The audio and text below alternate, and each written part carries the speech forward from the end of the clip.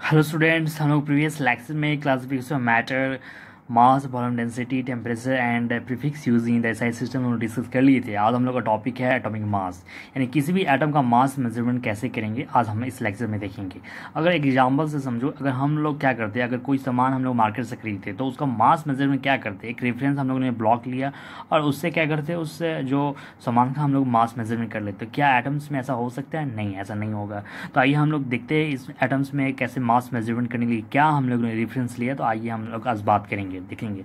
जैसे एक एग्जांपल से मैं आपको समझाऊं, जैसे इस स्फीयर है ना, इस स्फीयर का अगर हमें मास मेजरमेंट करना तो हम लोग क्या करते हैं, सिंपली हमने इस स्फीयर को यहाँ पुट किया और छोटे छोटे ऐसे जो ब्लॉक को हमने यहाँ पुट करेंगे और देखेंगे कब तक ये बैलेंस हो रहा है ना। ऐसे कितने यहाँ पर ब्लॉक लग रहे हैं, तो यहाँ पर मैं सपोज मान लेता हूँ कि 10 ब्लॉक लग रहे हैं, तो ये बैलेंस हो जाता है। तो हम ऐसे बोल सकते हैं कि इस स्फीयर का जो आपको मास क्या हो सकते हैं ना, ऐसे हम बात कर सकते हैं कि मास ऑफ ए स्फीयर है ना, मास ऑफ स्फीयर जो 10 टाइम्स मास ऑफ 1 ब्लॉक, यानी इस जो 1 ब्लॉक के कितने टाइम्स स्फीयर का मास हो सकता है। 10 टाइम्स है ना, हो सकता है 11 टाइम्स भी हो सकता है, 12 टाइम्स, जो भी हो सकता है। लेकिन हम एक एग्जाम्पल समझे। लेकिन यहाँ पर अगर हम मान लेते एक इंटरेस्टिंग एग्जाम्पल, जैसे कि ऑक्सीजन। अब ये ऑक्सीजन को हम कैसे मेजरमेंट कर लेते हैं, तो मान लेते हैं यहाँ पर ऑक्सीजन को मैंने पुट किया और ऐसे से मैंने ब्लॉक यहाँ पर जो पुट करते करते देख रहे हैं कितने टाइम्स, यानी ये भी क्या है, देखेंगे यहाँ पर 16 इंटू मास ऑफ 1 ब्लॉक, यानी 16 टाइम। लेकिन यहाँ पर तो हम केमिस्ट्री में ऐसा नहीं है, हम देखते हैं कि ऑक्सीजन के एटॉमिक मास आपको 16 इंटू मास ऑफ 1 ब्लॉक कभी। तो अब यहाँ पर हम मास ऑफ जो 1 ब्लॉक केमिस्ट्री में क्या रेफरेंस लेते हैं ना, यहाँ रेफरेंस क्या लेते हैं, यहाँ पर आपको रेफरेंस के रूप में लिया गया है। देखिए 1/12 मास ऑफ 1 कार्बन 12 एटम है ना, 1/12 मास ऑफ 1 कार्बन 12 एटम, ये रेफरेंस। और इसको हम शॉर्ट में बोलते हैं 1 AMU, यानी एटॉमिक मास यूनिट। तो ये आपको ध्यान देने वाली बात है। यानी हम ऐसे बोल सकते हैं ऑक्सीजन का जो मास है 1 AMU से कितने टाइम्स है, 16 टाइम। हम ऐसे ये बात कर सकते हैं 1/12 मास ऑफ 1 कार्बन 12 एटम से वो कितने टाइम्स है, 16 टाइम। तो ये अब देख सेम एज हम बात कर सकते हैं नाइट्रोजन है ना, नाइट्रोजन। तो नाइट्रोजन का 60 टाइम नहीं होते हैं, वो 1/12 मास ऑफ 1 कार्बन 12 एटम से कितने टाइम्स होते हैं, वो 14 टाइम्स है ना। तो हम ऐसे एटॉमिक मास एक नंबर है जो हमें बताते हैं कि 1 AMU, यानी हम ऐसे ही बोल सकते हैं 1/12 मास ऑफ 1 कार्बन 12 एटम से वो कितने टाइम्स हैवियर है, ऐसा भी हम बात कर सकते हैं। देखिए यहाँ पर लिखा हुआ same as definition, it is a number which tells that how many times of atoms of an element is heavier है ना, ये heavier than 1/12 mass of 1 carbon 12 atom. Okay, तो यहाँ पर ऑलरेडी आपको समझ में आ गया। तो ये बहुत ईजी है, एक मैंने आपको जो जनरल लाइफ का एग्जांपल लिए जिससे आपको समझने में इजी हो जाए। ओके, अब हम बात करते हैं यहाँ पर, ये समझते हैं 1 एटॉमिक मास यूनिट है ना। ये 1 एटॉमिक मास यूनिट को हम 1 AMU बोलते हैं और इसको हम 1/12 मास ऑफ 1 कार्बन 12 एटम। अब ये इसका वैल्यूज़ क्या होता है, ये काफ़ी इंपॉर्टेंट है और ये अच्छे अच्छे एग्जाम में आते हैं। IIT तक ने पूछ चुका है यहाँ पर कि 1 AMU का मास क्या होता है, 1.66 इंटू 10 के पावर -24 ग्राम। कभी कभी ये ग्राम की जगह पे यहाँ kg पूछ सकते हैं, तो आप कन्वर्जन कर लेंगे। ओके, अब ये AMU को यहाँ भी शॉर्ट कर दिया गया। अब यहाँ कहीं कहीं AMU नहीं लिखता, U लिखता है, यानी है ना। तो AMU has been replaced by U which is known as unified mass है ना, यूनिफाइड, U को हम बोलते हैं यूनिफाइड मास। ओके, तो ये सब आपको ध्यान देने वाली बात है। और यहाँ पर आपको जैसा दिख रहा है, यहाँ पर देखिए, यहाँ पर जो U आपको बात किया गया है ना। अब यहाँ पर कुछ मैं आपको एटॉमिक मास से एलिमेंट का बता रहा हूँ जिससे आपको याद हो जाए, याद करना है, क्योंकि ये कॉमन हम क्वेश्चंस बनाएंगे और प्रैक्टिस होगा तो उस दौरान ये सब याद हो जाएंगे। तो आपको ऐसे ही बस देख लेना है, रिव्यू ले लेना है कि क्या है, और आपको धीरे धीरे याद हो जाएगा। इसको याद नहीं करना है ना, याद हो जाएंगे, प्रैक्टिस करेंगे जितना याद हो जाएंगे। देखिए हाइड्रोजन 1 AMU, इसको 1 U। उसी प्रकार सेम हीलियम 4 हम बात करेंगे, oxygen 16, sodium 23, aluminium 27, phosphorus 31, sulphur ये 32, और फिर क्लोरीन यहाँ पर 35.5, पोटेशियम 39, कैल्शियम 40 और आयरन 56, फिर कॉपर 63.5 और ब्रोमीन यहाँ पर आपको जैसा दिख रहा है 80 और सिल्वर 108 और नाइट्रोजन 14। तो ये सब आपको कॉमन है, ये हमें याद होना चाहिए, क्योंकि कभी कभी क्वेश्चंस में एग्जाम में जब आते हैं तो ये मासेस नहीं दिए रहेंगे, तो ये आपको खुद याद रखना होगा एटॉमिक मास। अब ये एटॉमिक मास को हम 2 टाइप से यहाँ डिवाइड कर देते हैं। तो आइए हम लोग देख एटॉमिक मासेस को टू पार्ट्स में डिवाइड किया गया है। देखिए यहाँ पर AMU and gram atomic mass, और एएमयू का मतलब जैसे हाइड्रोजन 1 यू, ऑक्सीजन 16 यू, और जैसे यहाँ पर हम ग्राम में बात करेंगे हाइड्रोजन 1 ग्राम और ऑक्सीजन 16 ग्राम, है ना। अब हम बात करते हैं मॉलिक्यूलर मास। तो मॉलिक्यूलर मास क्या है यहाँ पर, जैसे आपको दिख रहा है CH4, ये मॉलिक्यूल है। तो अब यहाँ पर मॉलिक्यूल है तो ये एटम से मिलकर बना है, और ये सभी एटम का जो हम मास को अगर सम कर लेते हैं तो वो मास क्या आ जाएंगे, मॉलिक्यूलर मास, है ना। देखिए यहाँ पर बताया गया sum of atomic masses of the element in one molecule. जैसे आप कार्बन का आपने अभी देखा एटॉमिक मास 12, यानी कार्बन यहाँ पर 1 है, इंटू 12 से मल्टीप्लाई करेंगे, और प्लस हाइड्रोजन यहाँ 4 और इसका एटॉमिक मास 1, तो टोटल क्या आ जाएंगे 16 U। अब हम बात करेंगे इसके बाद CO2, है ना। देखेंगे यहाँ CO2 के हम बात करेंगे तो यहाँ पर आपको क्या दिख रहा है, यहाँ कार्बन प्रेजेंट है 1 है, तो यहाँ 1 इंटू 12 प्लस, और फिर यहाँ 2 ऑक्सीजन है और इसका एटॉमिक मास 16, और सब अब सम कर लेंगे यहाँ पर तो 44U। फिर इसके बाद हम बात करेंगे NH3। अब NH3 क्या है, देखिए यहाँ पर नाइट्रोजन तो 1 और इसका एटॉमिक मास 14 और प्लस 3 हाइड्रोजन इंटू 1 और फिर 17U। और फिर हम H2SO4 हम बात कर सकते हैं, यहाँ 2 हाइड्रोजन 1 और प्लस सल्फर 1 है, और फिर इसका 32 और फिर plus 4 oxygen into 16, total count अब सम कर लेंगे तो 98U। अब फिर हम बात करेंगे NaCl की, अगर हम बात करेंगे तो सोडियम और 1 इंटू 23 प्लस फिर Cl भी 1 इंटू 35.5। ये सब आपको मासेस याद होना चाहिए, तो आपको याद हो जाएगा प्रैक्टिस। जैसे देखिए आप यहाँ भी था मैंने प्रैक्टिस कराया, तो ऐसे प्रैक्टिस करते करते आपको याद हो जाएंगे, है ना, 58.5। अब इसके बाद हम बात करेंगे आपको साइंटिफिक नोटेशन, है ना, साइंटिफिक नोटेशन आपको डिस्कस किया जाएगा। तो साइंटिफिक नोटेशन का मतलब क्या है यहाँ पर, जैसे आपको कोई भी केमिस्ट्री में कैलकुलेशन होते हैं तो हमें जो आंसर आपको फॉर्मेट, है ना, आंसर का जो फॉर्मेट दिए रहते हैं साइंटिफिक नोटेशन। तो अब साइंटिफिक नोटेशन क्या है, तो आइए हम लोग देखते हैं। जैसे यहाँ पर आपको ये दिख रहा है, मान लेते हैं सपोज डेट 843.24 सेंटीमीटर, ये आपका आंसर आ गया, है ना।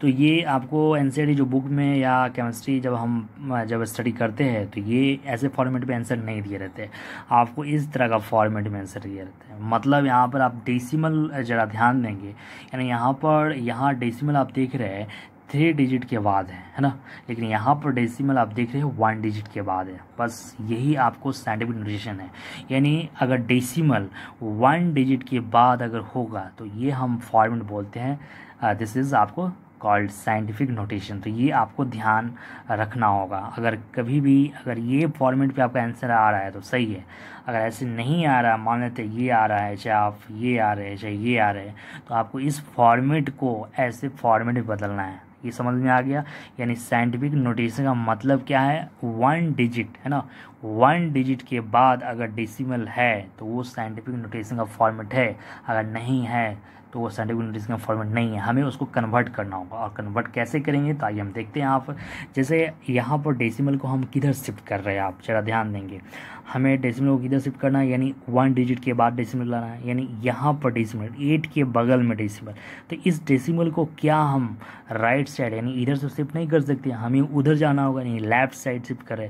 जब भी हम लेफ्ट साइड शिफ्ट करेंगे, है ना, तो आप देखेंगे जितना डिजिट शिफ्ट करेंगे आप 10 के पावर उतने पॉजिटिव कर देना है। अगर 2 डिजिट आपने शिफ्ट किया तो 10 के पावर 2, अगर आपने 3 डिजिट शिफ्ट किया तो 10 के पावर 3, अगर 1 किया तो 10 के पावर 1, है ना। ये आपको ध्यान रखना पॉजिटिव। जैसे यहाँ देखिए लिखा हुआ है, इफ़ वी शिफ्ट डेसिमल, है ना, डेसिमल को हम शिफ्ट करें टुवार्ड्स लेफ्ट, है ना, लेफ्ट का मतलब देखिए ये पेन है आपका, रेफरेंस यहाँ ले लेते हैं, और इधर जा रहे तो ये राइट है और इधर जा रहे तो लेफ्ट है। ओके, यहाँ पर ध्यान क्लियर। अब if we shift decimal towards left we added the power, है, पावर को हम ऐड कर लेंगे जितना, जैसे ये डेसिमल को मैंने यहाँ पर शिफ्ट किया 2 डिजिट, तो यहाँ पावर को क्या करेंगे 2 आपको ऐड कर लेंगे, तो बस ये सिंपल। अब जैसे यहाँ पर आपको ये डेसिमल को हम किधर शिफ्ट कर रहे हैं, इधर, तो कितना डिजिट 1, तो हम यहाँ बोल सकते हैं 9.2 इंटू हम बात कर सकते हैं 1 डिजिट हम शिफ्ट किया तो 10 के पावर 1, आपको ये मीटर है तो यहाँ पर मीटर बात कर लेंगे, है ना। अब फिर यहाँ पर अब बताएंगे, अब इसमें तो डेसिमल आपको है नहीं, तो हम यहाँ क्या करेंगे, हम यहाँ डेसिमल तो अपने मान सकते हैं, यहाँ पर डेसिमल है ना, यहाँ डेसिमल तो मान सकते हैं। अब ये डेसिमल को इधर हमने शिफ्ट कर दिया, तो शिफ्ट करेंगे तो कितना डिजिट, 1 2 एंड 3, तो यहाँ पर देखिए 9 पॉइंट, है ना, ये 0, है ना, ये आपको 0 एंड 0, यहाँ से 3 डिजिट मैंने शिफ्ट किया, हम ऐसे इसको हम लिख सकते हैं यहाँ पर 10 के पावर 3 यहाँ पर मीटर, तो ये आप काम कर लेंगे। ओके, तो ये आपको ध्यान रखना है, यानी ये डेसिमल को कितना डिजिट आपने शिफ्ट किया 1 2 एंड 3, तो आप उठेंगे पावर 3 मीटर कर लेंगे, है ना। अगर लेफ्ट साइड कर रहे हैं, अगर लेफ्ट साइड आपने पॉजिटिव पावर कर रहे हैं, अगर उसी को हम राइट साइड अगर शिफ्ट करेंगे तो क्या करेंगे, नेगेटिव कर लेंगे। तो ये आपको ध्यान रखना है। जैसे यहाँ देखिए, if we shift decimal towards right, है ना, वी सब्ट्रैक्ट कर लेंगे द पावर, है ना।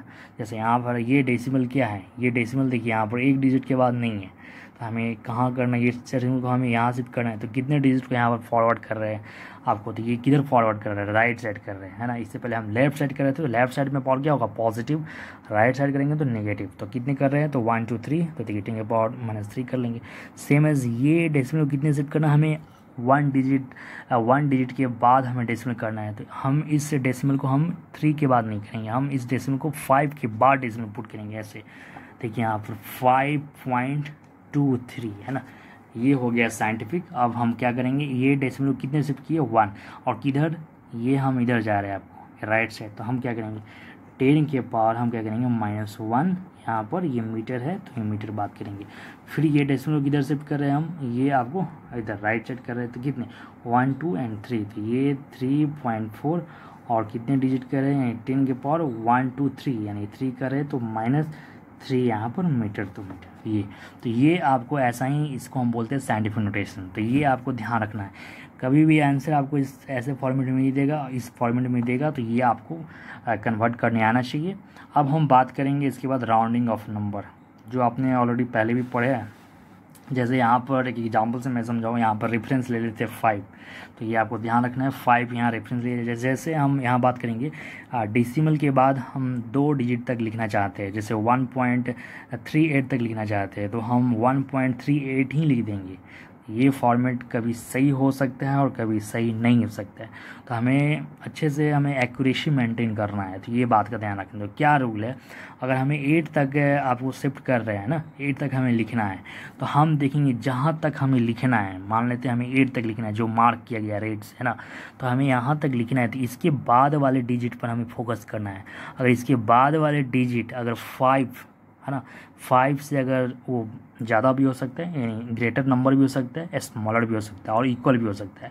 अगर ये 5 से ग्रेटर है, क्या है 5 से ग्रेटर है, हमें जहाँ तक लिखना है हमने 8 तक लिखना है। इसके बाद जो हम नेक्स्ट आगे वाले नंबर को देखेंगे, अगर ये नंबर 5 से अगर ज़्यादा है, तो जहाँ तक हम जो लिख रहे थे उस नंबर को 1 डिजिट हमें बढ़ा देना है। ओके, अगर ये 5 से कम होगा तो क्या होगा हम देखेंगे बाद में। सबसे पहले हम बात करते हैं ज़्यादा, अगर ये 5 से बड़ा है तो हम क्या करेंगे, इसको 1 डिजिट बढ़ा देंगे। जैसे 1 पॉइंट यहाँ देखिए 8 को हम बढ़ा दिए 39 कर दिए। अगर हमें यहाँ 7 तक लिखना है तो इसके बाद वाले यहाँ पर देख लेंगे, इसके बाद वाले देखिए क्या है 5 से ये बड़ा है, तो हम क्या करेंगे 7 को क्या कर लेंगे, यहाँ पर देखेंगे 2 पॉइंट यहाँ पर 4, है ना। अब ये यहाँ तक हमें लिखना है तो क्या करेंगे, यहाँ पर ये 5 से बड़ा है तो इसको हम बढ़ा देंगे, यहाँ पर क्या करेंगे बताएंगे ये 8 कर लेंगे, है ना।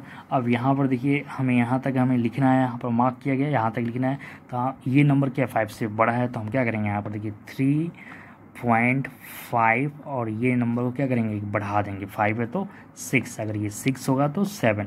जहाँ तक हमें लिखना है उसके बाद वाले नंबर देखेंगे, पीछे वाले नहीं, उसके बाद आगे वाले नेक्स्ट अगर 5 से बड़ा है तो ये नंबर 1 डिजिट बढ़ेगा, है ना। 5 है तो 6 है तो 7, ये आपको ध्यान रखना है।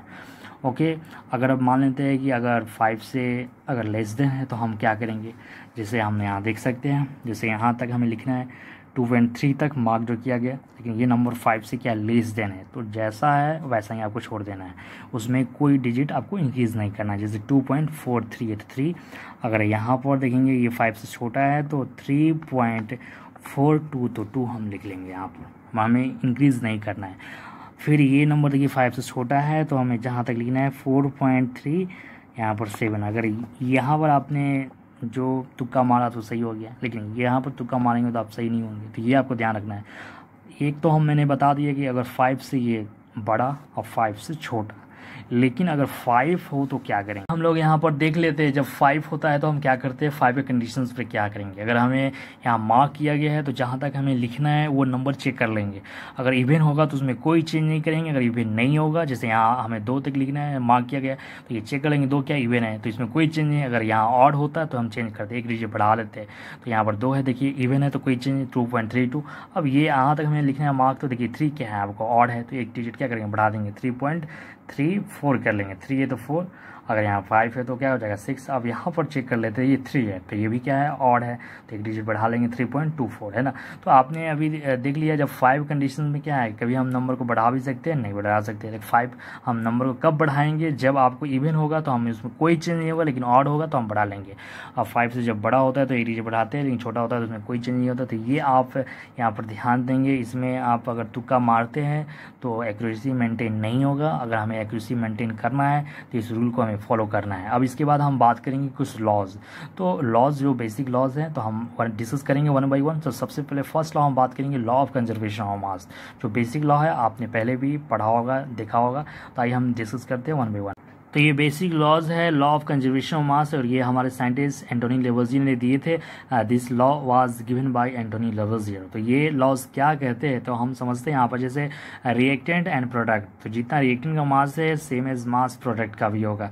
तो आइए हम एक एग्जाम्पल से समझते हैं। यहाँ पर जरा यहाँ ध्यान देते हैं। यहाँ पर जैसे यहाँ पर H2 और O2 मिलकर H2O बना रहे हैं ना, तो यहाँ पर आप देखेंगे रिएक्टेंट का मास एंड प्रोडक्ट का मास इक्वल होंगे। कैसे, आइए हम देखते हैं। यहाँ पर जैसे यहाँ पर ये हाइड्रोजन, यहाँ कितने हैं 2 हाइड्रोजन और ये 2 मल्टीप्लाई, टोटल 4 हाइड्रोजन। तो 1 हाइड्रोजन का मास 1 ग्राम, तो 4 का तो 4 ग्राम। और यहाँ ऑक्सीजन कितने आपको है 2, तो यहाँ पर 1 ऑक्सीजन का 16, तो 2 का क्या हो जाएगा 32। अब यहाँ पर H2 यानी 2 हाइड्रोजन तो 2 ग्राम और प्लस ऑक्सीजन 16, तो टोटल यहाँ 18, और 18 इंटू 2 यानी वाटर का मॉलिक्यूलर मास 18 होते हैं, तो 18 इंटू 2 36। अब यहाँ पर देख सकते हैं प्रोडक्ट का मास 36 ग्राम एंड रिएक्टेंट का मास भी 32 प्लस 4 36 ग्राम। देखिए यहाँ पर लॉ ऑफ कंजर्वेशन ऑफ मास ये वैलिड है यहाँ पर। ओके, अब यहाँ पर हम समझते हैं जैसे एक एग्जांपल, फिर H2 एंड Cl2 और HCl यहाँ पर लिया गया। तो यहाँ पर हम देख सकते हैं H2 का मास 2 ग्राम, Cl2 का यानी Cl का 35.5, तो 2 यहाँ Cl है, जैसे 71 ग्राम। और फिर यहाँ HCl यानी हाइड्रोजन 1 और ये Cl 35.5 और प्लस यहाँ पर 1, तो ये आप करेंगे तो 36.5 और 2 से मल्टीप्लाई करेंगे 73 ग्राम। तो यहाँ भी 73 ग्राम और यहाँ कर रहे हैं तो 71 और 2 यहाँ भी, यानी law of conservation of mass valid है।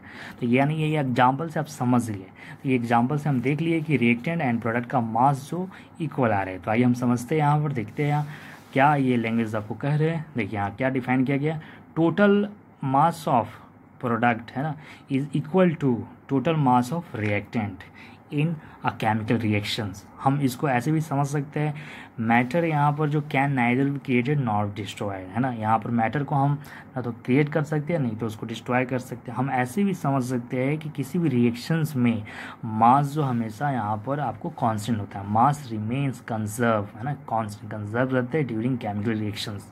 तो ये एक बेसिक लॉज है, हमें लॉज ध्यान में रखना चाहिए। और आपको एग्जाम में ऐसे आते हैं, लॉ ऑफ कंजर्वेशन ऑफ मास क्या है, हमारे कौन साइंटिस्ट ने ये प्रपोज किए थे, गिवन दिए थे, तो आपको ये बताना है। और ये लॉज क्या कहते हैं उसको आपको लैंग्वेज में रिटन करना है और एक एग्जाम्पल से आपको समझाना है। तो ये एक बेसिक थीम है, इस तरह से हमें ध्यान में रखना होगा। अब एक क्वेश्चन से हम समझते हैं, जैसे यहाँ पर आपसे एक क्वेश्चन दे दिया गया जाएगा और ये पूछेगा क्या ये law of conservation of mass proof कर रहे हैं या नहीं। जैसे 10 ग्राम of calcium carbonate on heating फिर gave 4.4 gram of CO2 and 5.6 gram of CO। तो जस्टिफाई आपको करना है कि डाटा प्रूफ्स। तो आइए कैसे करते हैं, देखिए कैल्शियम कार्बोनेट कितने ग्राम है, ये आप यहाँ पर देखिए 10 ग्राम यहाँ पर दिए हुए। अब यहाँ पर हम बात कर सकते हैं ये CO2 आपको कितने ग्राम यहाँ दिया है, देखिए यहाँ पर 4 ग्राम यहाँ पर दिए हुए, और कैल्शियम ऑक्साइड ये 5.6 ग्राम। तो आपको जस्टिफाई करना है, तो क्या आप यहाँ प्रूव नहीं कर सकते। यहाँ पर देखिए रिएक्टेंट का मास कितने ग्राम है 10 ग्राम और प्रोडक्ट का मास 4.4 5.6, तो ये सम करेंगे तो क्या 10 ग्राम, तो ये भी 10 ग्राम है, यानी रिएक्टेंट जितना आपको प्रोडक्ट का मास है, तो ये तो प्रूव हो गया, जस्टिफाई हो गया, है ना। तो सेम एज आपको ऐसा ही क्वेश्चन आएगा बनाने के लिए। अब इसके बाद हम बात करेंगे आपको लॉ ऑफ कांस्टेंट और डिफरेंट प्रोपोर्शन। तो ये क्या है आइए हम देखते हैं।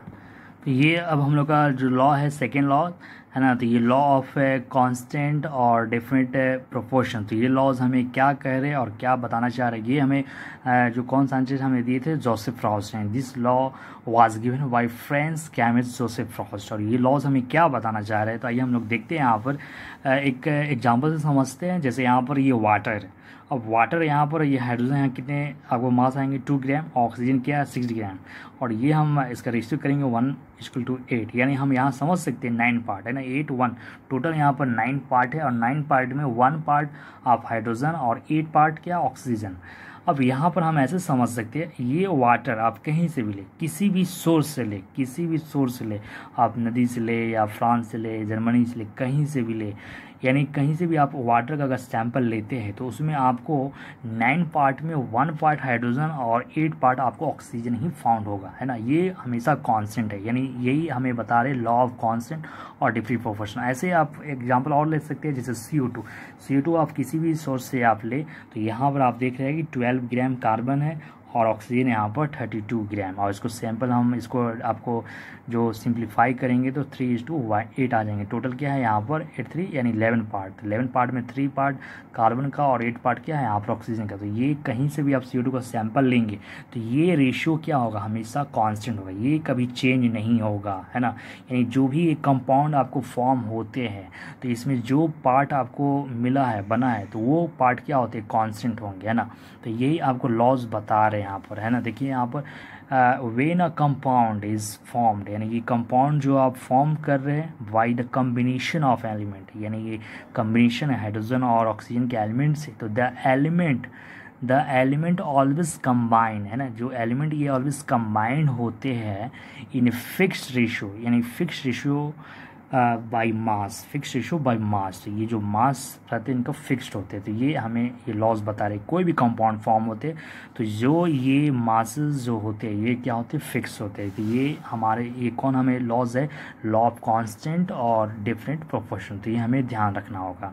ये हमें हम लोग का जो सेकेंड लॉज है। अब इस पर क्वेश्चंस कैसे आते हैं, तो यहाँ पर ध्यान देते हैं लॉ ऑफ कांस्टेंट और डिफरेंट प्रोपोर्शन से किस टाइप से क्वेश्चन आते हैं। एक एक क्वेश्चन आपको यहाँ बताया जा रहा है।